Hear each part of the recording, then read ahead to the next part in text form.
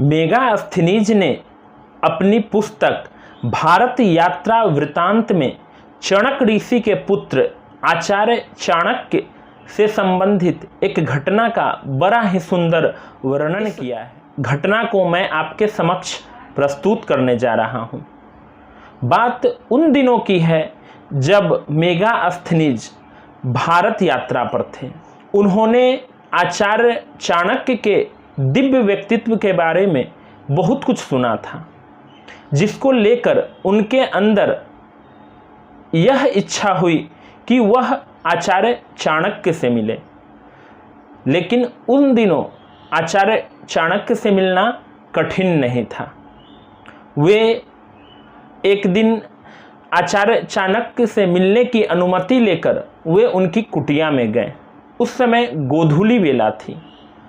आचार्य चाणक्य एक मध्यम प्रकाश वाले दीपक के समक्ष बैठकर कुछ लिख रहे थे।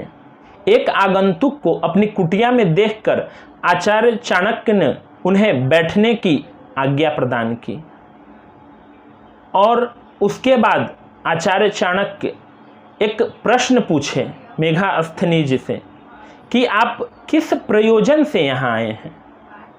तो मेगास्थनीज ने कहा कि मैं निजी कार्य से आपके पास आया हूँ, आपके व्यक्तित्व के बारे में मैं कुछ जानना चाहता हूँ।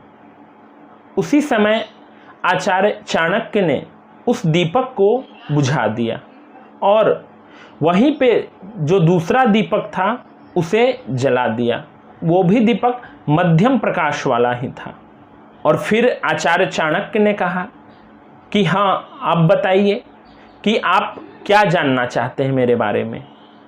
लेकिन मेगास्थनीज के अंदर तो कुछ और विचार चल रहे थे, क्योंकि उनके आगमन पर प्रथम दीपक को बुझा दिया जाता है और फिर दूसरा दीपक जलाया जाता है।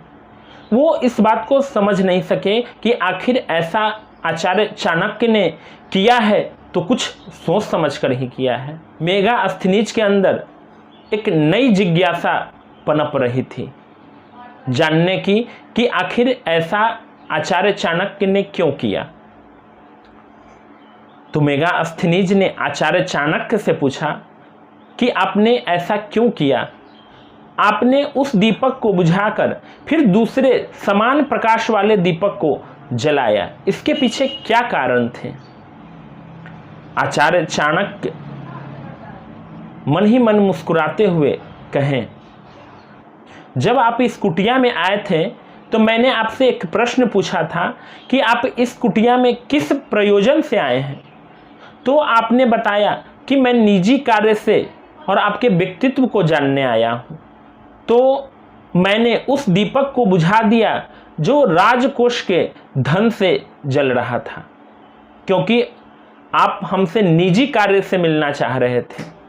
तो इसलिए मैंने अपने द्वारा कमाए गए धन से उस दीपक को जलाया, जिसमें मेरे द्वारा किए गए मेहनत से उसमें तेल भरा था, इसलिए मैंने उसे जलाया। इस बात को सुनकर मेगास्थनीज को विश्वास हो गया कि यही आचार्य चाणक्य के गुण हैं, क्योंकि आचार्य चाणक्य के बारे में मेगास्थनीज ने सुना था कि आचार्य चाणक्य एक ज्ञानी पुरुष है। जैसा कि मेगास्थनीज ने सुना था आचार्य चाणक्य के बारे में कि उनकी चारित्रिक ऊंचाई जो है वो काफ़ी है, जो मेगास्थनीज को आज स्पष्ट दिखाई भी दे रहा था। इस घटना से हम समझ सकते हैं कि आचार्य चाणक्य के अंदर एक कुशल व्यवस्थापक की अचूक क्षमता थी।